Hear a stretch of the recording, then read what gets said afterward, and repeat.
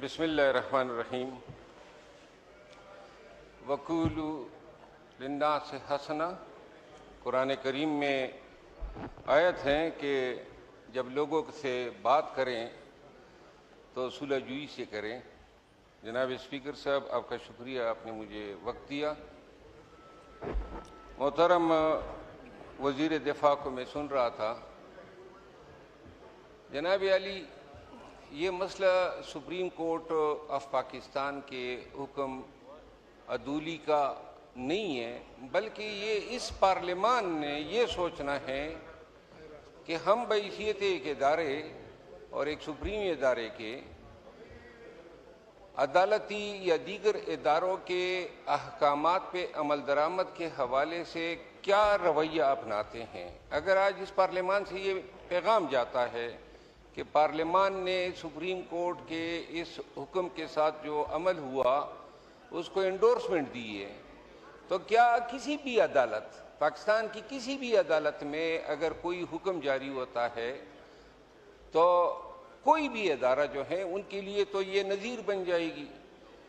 جناب علی، کل ہی وزیر اعظم پاکستان نے بیان دیا کہ ہم پی ٹی آئی کو مذاکرات کی دعوت دیتے ہیں، اور محترم بیرسٹر گور صاحب نے اس کو ریسیپروکیٹ کرتے ہوئے ویلکم کہا، اور آج اسی دن رات کو یہ واقعہ ہوا۔ میں خود قانون کا طالب علم ہوں اور یہ حکم نامہ سپریم کورٹ کا میں نے پڑھا ہے، اور اس میں ایک شخص 8 ماہ سے اپنے اہل خانہ سے، اپنے پارٹی کے اکابرین سے نہیں ملا ہے، تو اس میں کسی کا کیا جاتا ہے، کسی کا کیا کچھ بگڑتا ہے کہ اگر کوئی اس سے مل لے، اور وہ شکایت ہے کہ اس کی بصارت متاثر ہوئی ہے، شکایت ہے کہ ان کو بلڈ پریشر ہے، تو کیا پاکستان میں کسی بھی قیدی کو اپنی مرضی کے اسپتال سے علاج کرانا اور اپنے خرچے پہ، اس کی نظیریں ملتی ہیں، عدالتی نظیریں ملتی ہیں، ماضی میں اس طرح ہوا ہے۔ میری استدعا یہ ہے کہ کیا ابھی تک ہم تک نہیں گئے ہیں لڑتے لڑتے؟ کیا یہ ملک کے عوام یہ جو بیانات آج جائیں گے، میڈیا کی زینت بنیں گے اور پاکستانیوں کو پہنچیں گے، یہ ریاست، یہ ملک جو ہے 3 سالوں سے لوگ تناؤ کا شکار ہیں۔ یہ اس ایوان میں اور باہر مزید تناؤ، مزید جھڑپیں، مزید ایک دوسرے کو تانے دینا پسند نہیں کرتے ہیں۔ اگر کسی کو احساس ہے تو میری استدعا یہ ہے، محترم خواجہ آصف صاحب سے میں گزارش کروں گا کہ جب بھی میں نے آپ کو ایوان میں سنا ہے، آپ کی زبان ہمیشہ آگ اگلتی ہے۔ بے شک آپ کے ساتھ اپنے دور میں برا ہوا ہوگا، لیکن اللہ تعالیٰ نے تو قرآن کریم میں 12 جگہوں سے زیادہ پہ یہ حکم دیا ہے کہ مسلمان جو ہیں وہ اپنے مسلمان کے لیے بغض نہیں رکھتے، وہ صلح کرتے ہیں، وہ معاف کرتے ہیں، وہ درگزر کرتے ہیں۔ آپ کی تکلیفیں 6 مہینے کی تھی، عمران خان کی تکلیفیں تو 3 سالوں سے زیادہ ہو گئے ہیں۔ اب بس بھی کر دینا۔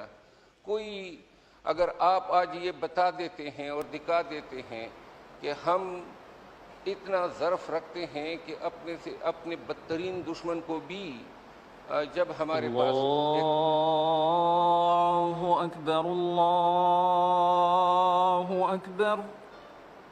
جی شیر افضل صاحب، سورہ آل عمران کی آیت ہے، وَالْكَاظِمِينَ الْغَيْظَ وَالْعَافِينَ عَنِ النَّاسِ، جو غصہ ضبط کرتے ہیں اور درگزر کرتے ہیں، اللہ کو وہ لوگ محبوب ہوتے ہیں۔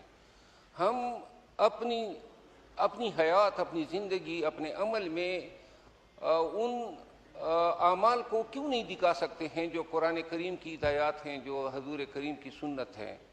ہم ہر وقت لڑیں، ہر وقت تانے دیں، آپ نے یہ کیا، اس نے وہ کیا۔ آپ نے ماضی میں بھی بڑا ایک شاندار کردار ادا کیا اس ایوان کا ماحول درست رکھنے میں۔ کل ہی وزیر اعظم صاحب نے بھی ایک بڑا نیک کام کیا کہ جب انہوں نے ان حالات میں بھی پی ٹی آئی کو مذاکرات کی دعوت دی، اور میں خراج تحسین پیش کرتا ہوں کہ گور صاحب نے پی ٹی آئی کی ٹرولنگ برداشت کی، لیکن انہوں نے فوراً اس کو ریسیپروکیٹ کیا۔ خدا را اس ملک پہ آپ لوگ رحم کیوں نہیں کرتے ہیں؟ کیوں نہیں آپ میں آپ سے دستبست عرض کرتا ہوں، آپ کیوں نہیں بٹھاتے ہیں؟ ایک دفعہ پہلے بھی آپ نے کوشش کی، ایک دفعہ پھر کیوں نہیں کرتے ہیں؟ ہو سکتا ہے اللہ تعالیٰ نے یہ نیکی آپ کے ہاتھ میں رکھی ہو کہ آپ کے ہی طفیل یہ دونوں بڑی پارٹیاں جو ہیں یا حکومت اور اپوزیشن جو ہیں ان ایشوز پہ، اور یہ پوری قوم جو ہیں یقین کریں ایک تناؤ کی کیفیت سے دوچار ہیں۔ کل جب یہ آرڈر ہوا تھا ایک شادیاں بج رہے تھے، لوگ خوش ہو رہے تھے، اب کتنی مایوسی ہوئی ہوگی پاکستانیوں کو، اور کسی کا کچھ بھی بلا نہیں ہوا ہے، کسی کو کوئی فائدہ ہوا ہی نہیں ہے۔ اگر وہ علاج کرا دیتے بے شک ایک دن ایڈمٹ رہتے اور چلے جاتے، اس میں کون سی ایسی بات ہے کہ ہم اس کو بھی انا کا مسئلہ بنا دیں؟